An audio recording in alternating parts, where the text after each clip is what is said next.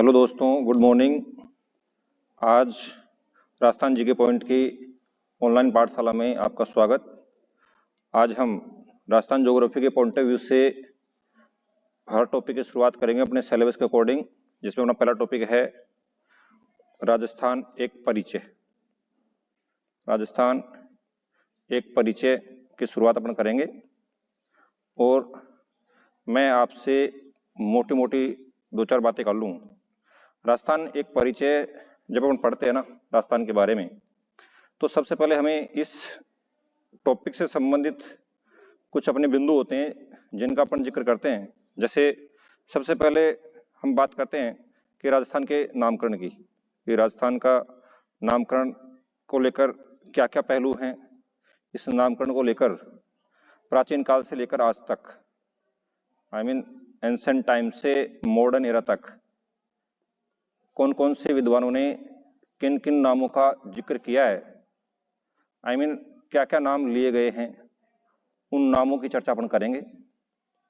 उसके बाद नामों की चर्चा करने के बाद अपन नेक्स्ट जो अगला होगा इस नामकरण के लेने के बाद इसकी स्थिति को लेकर अपन चर्चा करेंगे। स्थिति का मतलब ये हो गया कि हम इसके अक्षांश व देशांतरीय स्थिति क्या है उसका जिक्र करेंगे, और साथ ही हम ये भी जानने की कोशिश करेंगे कि अक्षांश व देशांतर आखिर होते क्या हैं, क्योंकि जब तक हम अक्षांश और देशांतरों को जानेंगे नहीं तब तक हम इसकी वस्तु स्थिति या इसके एग्जैक्ट लोकेशन की जानकारी प्राप्त नहीं कर सकते। साथ ही हमारे इस राजस्थान की स्थिति के बाद अपन मोटा मोटा आइडिया इसके क्षेत्रफल को लेकर लेते हैं कि राजस्थान का क्षेत्रफल किस हिसाब से है, कितना है, और इस क्षेत्रफल की दृष्टि से हमारे राजस्थान में कौन कौन से कितने जिले हैं उनका भी जिक्र अपन करते हैं। कुल मिला के आप ये मानिए अपने इस टॉपिक में जिसको अपन ने राजस्थान एक परिचय नाम दिया है, उसके सभी महत्वपूर्ण बिंदु, चाहे वो स्थिति हो, आकार हो, विस्तार हो, क्षेत्रफल हो, उन सब का अपन अलग अलग पॉइंट की तरफ से विस्तार से चर्चा करेंगे। और आप ये मानना कि आप जब क्लास का एंड होगा इस टॉपिक की का, तो आपकी नोटबुक में वो सभी बिंदु होंगे जो आपको चाहिए। और मैंने कल भी आपको कहा था कि राजस्थान जीके पॉइंट की कक्षाओं का एकमात्र उद्देश्य है कि हमें जिसकी आप सफलता कर रहे हो, जिसकी आप तैयारी कर रहे हो, मैं गलत बोल गया थोड़ा सा, जिसकी आप तैयारी कर रहे हो उसकी सफलता दिलाना ही हमारा मुख्य उद्देश्य है।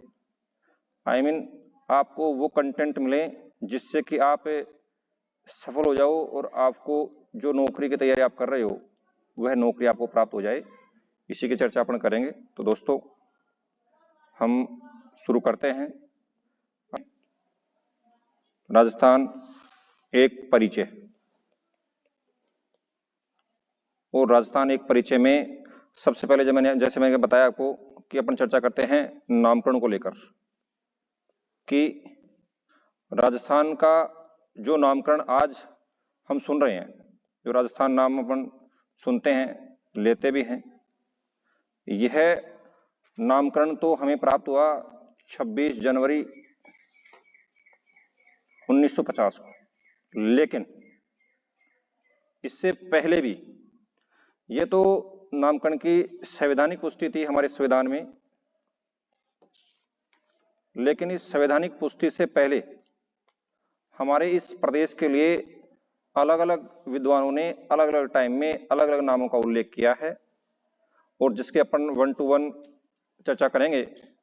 और हम राजस्थान के इस नामकरण के कालखंड को 3 भागों में डिवाइडेशन करते हैं। जैसे अपन ने बात करते हैं तो प्राचीन काल में हमारे प्रदेश के लिए क्या क्या नाम लिए गए, प्राचीन काल की बात करते हैं। दूसरा हम मॉडर्न एरा में, मध्यकाल में, मध्यकाल का मतलब ये हो गया मोटा मोटा, वैसे अपन ने पढ़ने की दृष्टि से लिए लिया है, वैसे मॉडर्न एरा में मुगल काल आता है, लेकिन अपन यहाँ ब्रिटिश एरा की बात करते हैं।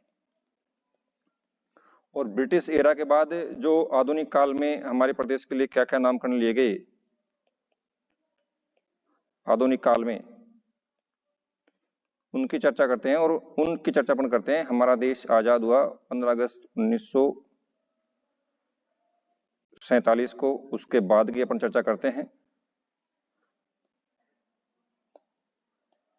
15 अगस्त 1947, उसके बाद की अपन चर्चाएं करते हैं। तो दोस्तों अपन शुरुआत करते हैं। सबसे पहले मैं आपको बता दूं कि प्राचीन काल में हमारे प्रदेश के लिए जो सबसे पहले नाम का उल्लेख मिलता है वो महर्षि वाल्मीकि, नाम सुना होगा आपने, महर्षि वाल्मीकि, जिनके द्वारा रचित ग्रंथ है रामायण। प्रभु श्री राम के बारे में जिक्र है। और उस रामायण में हमारे प्रदेश के लिए जो शब्द काम में लिया गया है वो लिया गया है मरुकांतार। मरुकांतार का मतलब ये है, सीधा सीधा दो शब्द हैं, एक है मरु और एक है कांतार। मरु का तात्पर्य होता है बालू मिट्टी, और कांतार का मतलब होता है ढेर। अर्थात अगर मरुकांतार की बात करें तो उसका तात्पर्य हुआ बालू मिट्टी का ढेर। तो दोस्तों महर्षि वाल्मीकि जी ने हमारे प्रदेश को मरुकांतार अर्थात बालू मिट्टी का ढेर कहा है। ठीक, इसी प्रकार से उनसे पहले का भी एक जिक्र और मिलता है हमें। जैसे अपना प्राचीन जो ग्रंथ है ऋग्वेद, उस ऋग्वेद में भी हमारे प्रदेश के लिए ब्रह्मवर्त शब्द का उपयोग मिलता है। भाई हमारे प्रदेश के लिए ब्रह्मवर्त शब्द का उल्लेख किया गया है। ये शब्द सबसे प्राचीनतम है जिसके उल्लेख हमें ऋग्वेद से मिलते हैं। उसके आगे जब बात करें थोड़ा सा, तो हमारे प्रदेश के लिए एक शिलालेख और दो ग्रंथ, ये कह सकता हूं कि हमारे प्रदेश के लिए जो राजस्थान नामकरण है, उस राजस्थान नामकरण को लेकर एक तो शिलालेख में उल्लेख मिलता है और दो ग्रंथ हैं प्राचीनतम, उनमें उनका जिक्र मिलता है। और जो सबसे पहले बड़े शिलालेख की बात करें तो आज से लगभग 682 विक्रम संवत के आसपास की बात है। सिरोही, वर्तमान का जो सिरोही जिला है, उस सिरोही जिले के बसंतगढ़ शिलालेख से, दोस्तों शिलालेख का नाम है बसंतगढ़ शिलालेख। उस बसंतगढ़ शिलालेख में हमारे प्रदेश का नाम राजस्थानियादित्य शब्द प्राप्त हमें होता है। राजस्थानियादित्य शब्द का उल्लेख हमें मिलता है। और यह बसंतगढ़ जो शिलालेख है वह सिरोही जिले के खिंगली माता का मंदिर है। कभी जाइएगा आप, देख के आएगा, बड़ा मंदिर है। उस खिंगली माता में आज भी ये रखा हुआ है। तो एक साक्ष्य तो हमें बसंतगढ़ शिलालेख से प्राप्त होता है जिसमें 682 विक्रम संवत के आसपास का है। और हमारे प्रदेश के लिए जो शब्द यूज लिया गया, नाम यूज में लिया गया, वो राजस्थानियादित्य है, जो खिंगली माता मंदिर सिरोही में हमें देखने को मिलता है। दूसरे एक और है जिसको अपन कहते हैं नैनसिरी ख्यात। नैनसिरी ख्यात का मतलब ये है कि यह पुस्तक नैनसिरी ख्यात पुस्तक की जब हम चर्चा करते हैं, एक जिक्र मिलता है हमें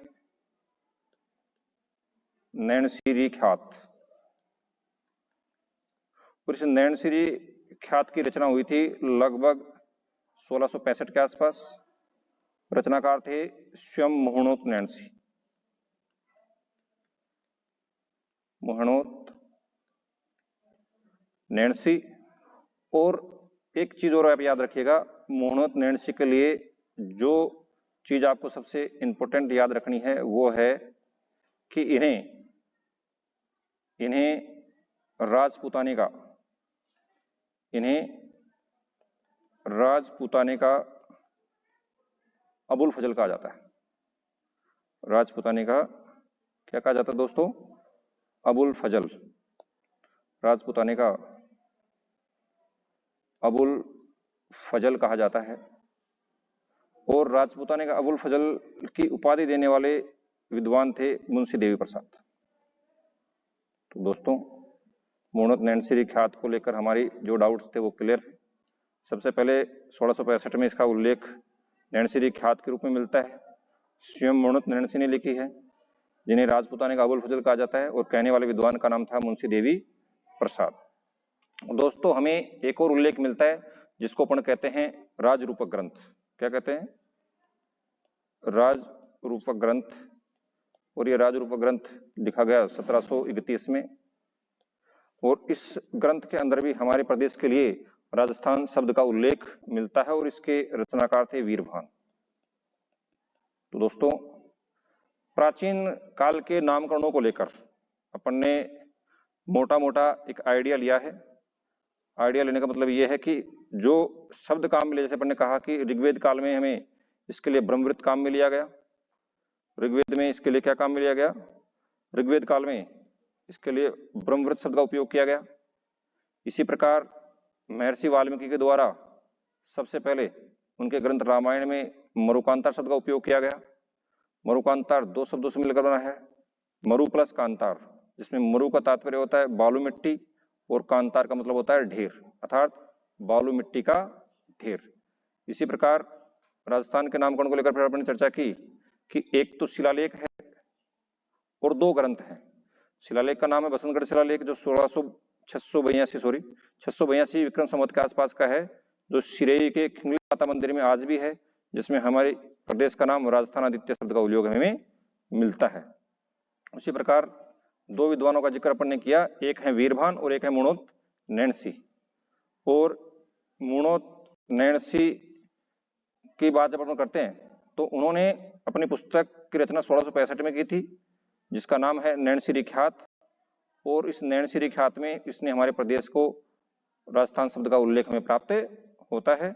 और इन्हीं मुणोत नैनसी को राजपूताने का अबुल फजल कहा जाता, और कहने वाले विद्वान का नाम क्या है? मुंशी देवी प्रसाद। और ऐसा ही एक ग्रंथ है वीरभान जी का, जिसमें राजरूपक और राजरूपक की रचना हुई थी 1731 में, और उसमें भी हमारे प्रदेश के लिए राजस्थान शब्द का उल्लेख किया गया है। ठीक है दोस्तों। इसी प्रकार नेक्स्ट जो एरा है अपना मध्यकाल का, उस मध्यकाल को, वैसे तो मध्यकालीन जो एरा है वो मुगल पीरियड का बात है, लेकिन अपन ने समझने की दृष्टि से बात इसकी कर रहे हैं। इस मध्यकाल में अपन ब्रिटिश कालीन राजपूताने की बात करते हैं। ब्रिटिश कालीन राजपूताने की अपन बात करते हैं तो ये ध्यान रखना दोस्तों, सबसे पहले ब्रिटिश काल का नाम आते ही हमारे दिमाग में जॉर्ज थॉमस का नाम आ जाना चाहिए। जॉर्ज थॉमस वह व्यक्ति थे जिन्होंने सन 1800 ईस्वी में हमारे प्रदेश के लिए सबसे पहली बार राजपूताना शब्द का प्रयोग किया। लेकिन दोस्तों इनका ये राजपूताना शब्द का उल्लेख जो है वह सिर्फ मौखिक अभिव्यक्ति था। मौखिक अभिव्यक्ति का मतलब ये हो गया दोस्तों कि हमें इसके लिखित प्रमाण नहीं मिलते हैं इनके द्वारा। लिखित प्रमाण इन्हीं के शिष्य विलियम फ्रैंकलिन, नाम सुना होगा आपने, इन्हीं के शिष्य थे, या साथी आप कह सकते हो, विलियम फ्रैंकलिन। और इन विलियम फ्रैंकलिन ने ही इनके जॉर्ज थॉमस जी के ऊपर एक पुस्तक लिखी थी। क्या लिखी थी? एक पुस्तक लिखी थी, और उस पुस्तक का नाम था द मिलिट्री मेमोर्स ऑफ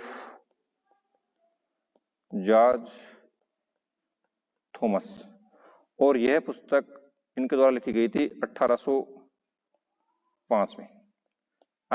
आप ये मानिए कि हमारे प्रदेश के लिए विलियम फ्रैंकलिन द्वारा राजपूताना शब्द की लिखित पुष्टि की गई।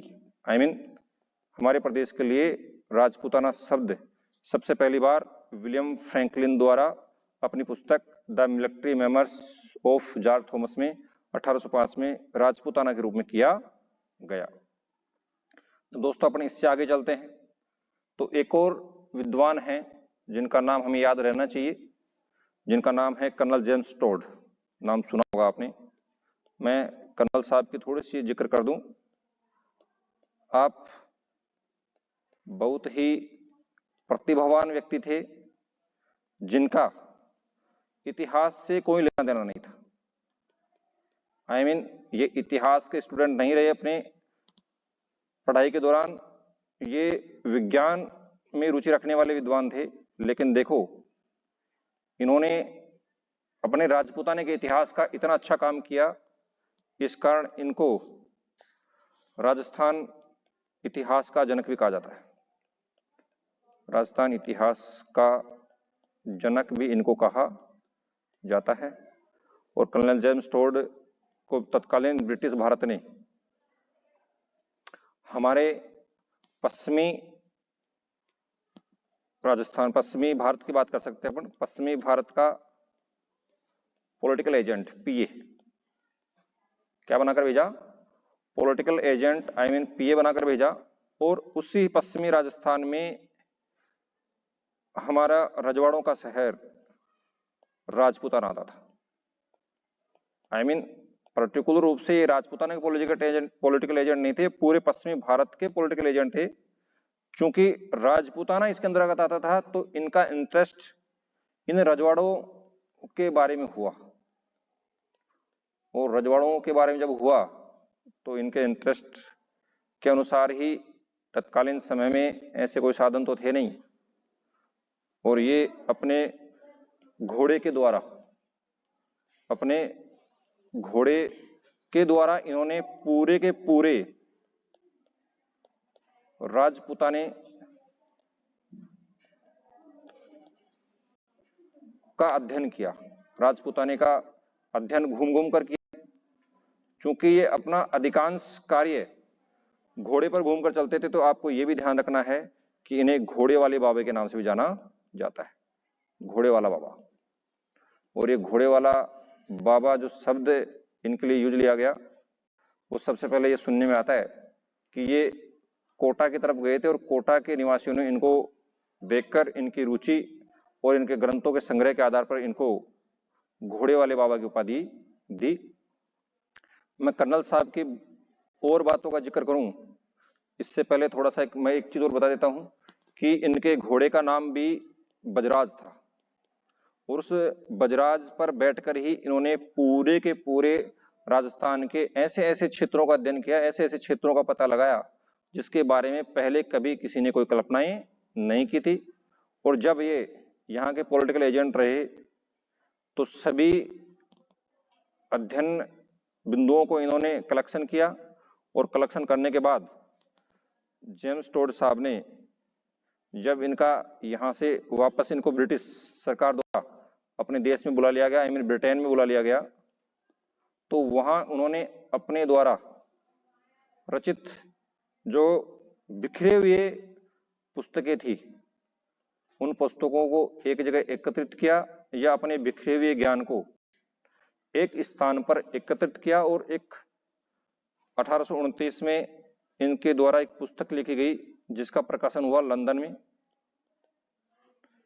और 1829 में लंदन में जो पुस्तक प्रकाशन हुई, उस पुस्तक का नाम था द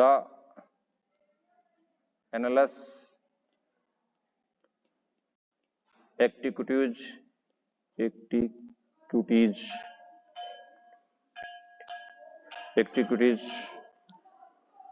ऑफ राजस्थान। दोस्तों एक चीज याद रखना, द एनालस एक्टिविटीज ऑफ राजस्थान जो पुस्तक है, इस पुस्तक का एक दूसरा नाम भी है द वेस्टर्न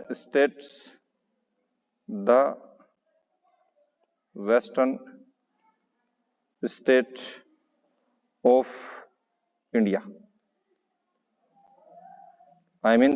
ये दोनों नाम इनकी पुस्तकें हैं, इन्हीं की पुस्तक का मतलब हो गया, कर्नल जेम्स टोड की पुस्तक के नाम है। अब मैं थोड़ा सा आपको एक बार मिनिमाइज कर दूं, दोबारा थोड़ा सा क्लियर कर दूं कि हमारे राजपूताना के लिए जो मध्यकालीन एरा की अपन बात करते हैं तो अपन ने तीन विद्वानों का नाम करना है। एक तो है अपने जॉर्ज थॉमस साहब, एक है विलियम फ्रैंकलिन साहब और एक है हमारे कर्नल जेम्स टोड साहब। सबसे पहले जॉर्ज थॉमस ने हमारे राजपूताना के लिए सन 1800 ईस्वी में जिस शब्द का उपयोग किया वो कौन सा था? राजपूताना। यह मौखिक अभिव्यक्ति थी, लिखित नहीं थी। उसके बाद इन्हीं के साथी या शिष्य अपन कह सकते हैं विलियम फ्रैंकलिन ने इनकी एक पुस्तक लिखी जिसका नाम था the military memoirs of George Thomas, 1805 में लिखी गई और हमारे प्रदेश के लिए राजपूताना शब्द की लिखित पुष्टि हुई। इसी से आगे एक और विद्वान हैं कर्नल जेम्स टोड, जिन्होंने अपनी पुस्तक the annals antiquities of Rajasthan या the western states of India में हमारे प्रदेश के लिए क्रम से तीन नाम लिए जिसका अपन चर्चा करते हैं। सबसे पहले इन्होंने हमारे प्रदेश को कहा रायथान,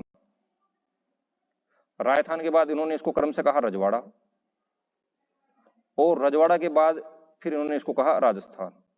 अर्थात आप ये मानिए कि हमारे प्रदेश के लिए राजस्थान जो शब्द अपन देखते हैं उसका पहली बार लिखित रूप से अगर पुष्टि किसी ने की तो वह विद्वान थे कर्नल जेम्स टोड साहब। टोड साहब वे व्यक्ति हैं जिन्होंने हमारे प्रदेश के लिए वर्तमान समय में राजस्थान शब्द का उल्लेख किया है। इसी क्रम में दोस्तों अपन जब आगे चलते हैं तो अपन चर्चाएं करते हैं कि राजस्थान के लिए जब हमारा देश आजाद हुआ या ब्रिटिश एरा में ही एक भाषाओं को लेकर भी एक विद्वान हैं जिनका नाम है इब्राहिम ग्रियर्सन। और ये इब्राहिम ग्रियर्सन वे व्यक्ति हैं, थे तो यूरोप के, लेकिन इनका भारतीय भाषाओं में बड़ी रुचि थी और चूंकि बड़े पढ़े लिखे विद्वान थे तो इनके द्वारा भी एक पुस्तक लिखी गई थी the linguistic survey of India. इनकी एक बुक थी जिसका नाम है द लिविंगस्टन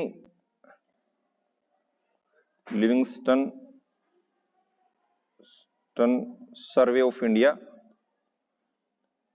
और उस the Livingstone survey of India में इन्होंने अपने प्रदेश के लिए राजस्थानी शब्द का उपयोग किया है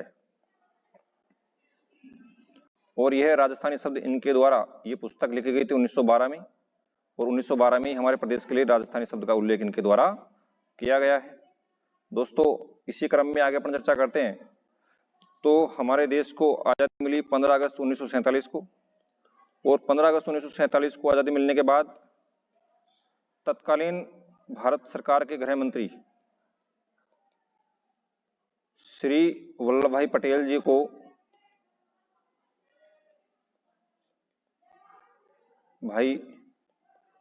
जी को भारत के एकीकरण का जिम्मा मिला और उस भारत के एकीकरण के दौरान ही इन्होंने राजस्थान के एकीकरण का कार्य भी किया। और इस राजस्थान के एकीकरण की जब हम चर्चा करते हैं, राजस्थान के एकीकरण की चर्चा अपन करते हैं तो ये तो अपन पढ़ेंगे बाद में कि राजस्थान का एकीकरण 7 चरणों में हुआ है और राजस्थान के एकीकरण के 7 चरणों में से आपको विशेष रूप से तो सभी याद रखने हैं, लेकिन राजस्थान के नामकरण को लेकर जब हम चर्चा करते हैं ना तो अपने को एक तो दूसरे चरण का नाम याद रखना है और एक 6वें चरण का नाम याद रखना है। दूसरा चरण जो कि 25 मार्च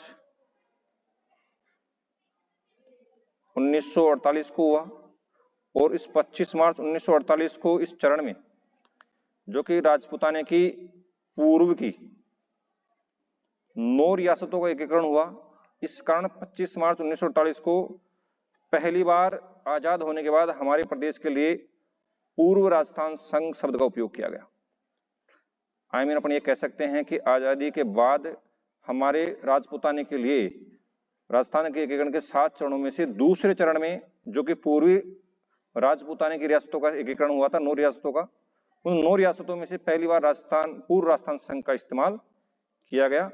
इसी कड़ी में जो मैं अपन बात कर रहे थे कि आपका जो 6वां चरण, और इस 6वां चरण की बात जब अपन करते हैं तो 26 जनवरी 1950 को, जिस दिन भारत का संविधान लागू हुआ, और भारत के इस संविधान के लागू होने के साथ ही दोस्तों हमारे प्रदेश के लिए संविधान में जिस नामकरण की पुष्टि हुई उसका नाम है राजस्थान। अर्थात ये मानो जो कहानी ऋग्वेद से शुरू हुई और ऋग्वेद से शुरू होने के बाद 26 जनवरी 1950 को संवैधानिक पुष्टि का जो शब्द था वह था आपका राजस्थान, और हमें हमारे राजपूताने के लिए पहली बार संवैधानिक पुष्टि के रूप में 26 जनवरी 1950 को राजस्थान शब्द का उपयोग किया गया। इसके साथ ही इससे संबंधित कुछ फैक्ट्स हैं जो भी आपको याद रखने हैं, मैं मोटा मोटा जिक्र कर दूं दोबारा। एक तो आपको याद रखना है राजस्थान स्थापना दिवस। राजस्थान दिवस जिसके अपन बात करते हैं वह है 30 मार्च। कब है? 30 मार्च का है। इसी के साथ राजस्थान स्थापना दिवस जो मनाया जाता है आपका 1 नवंबर को। इसके अलावा एक चीज और याद रखनी है आपको कि राजस्थानी भाषा दिवस जो कल ही है, कल का मतलब है 21 फरवरी, 21 फरवरी को राजस्थानी भाषा दिवस मनाया जाता है। और बाकी की चर्चाएं अपन कर ही चुके हैं दोस्तों। एक बार मैं दोबारा थोड़ा सा मिनिमाइज कर दूं सभी चीजों को। अपन शुरू से जब बात करते हैं ना कि हमारे प्रदेश के लिए कि आजाद होने के बाद जो नामकरण काम में लिए गए, जैसे मैंने कहा कि 15 अगस्त 1947 को भारत आजाद हुआ और भारत के गृह मंत्री श्री वल्लभ भाई पटेल जी को भारत के एकीकरण का जिम्मा दिया गया, तो उन्होंने राजस्थान का एकीकरण भी किया। तो राजस्थान का एकीकरण 7 चरणों में हुआ, और इन 7 चरणों से में दूसरा और 6वां चरण तो विशेष याद रखना ही रखना, वैसे सभी याद रखने हैं एग्जाम के पॉइंट ऑफ व्यू से, लेकिन दूसरा चरण जो 25 मार्च 1948 को हुआ, राजपूताने की पूर्वी राजस्थान की 9 रियासतें पूर्व राजस्थान संघ का उपयोग किया गया, पूर्व राजस्थान संघ शब्द का उपयोग किया गया। उसके बाद 26 जनवरी 1950 को जिस दिन हमारा देश का संविधान लागू हुआ, उसके साथ ही हमारे प्रदेश के संविधान में राजस्थान शब्द की लिखित पुष्टि होती है। और हमारे लिए यही दिन सबसे इंपॉर्टेंट है क्योंकि इस दिन देश का संविधान भी लागू हुआ है और हमारे प्रदेश के लिए उसका नाम भी मिला है।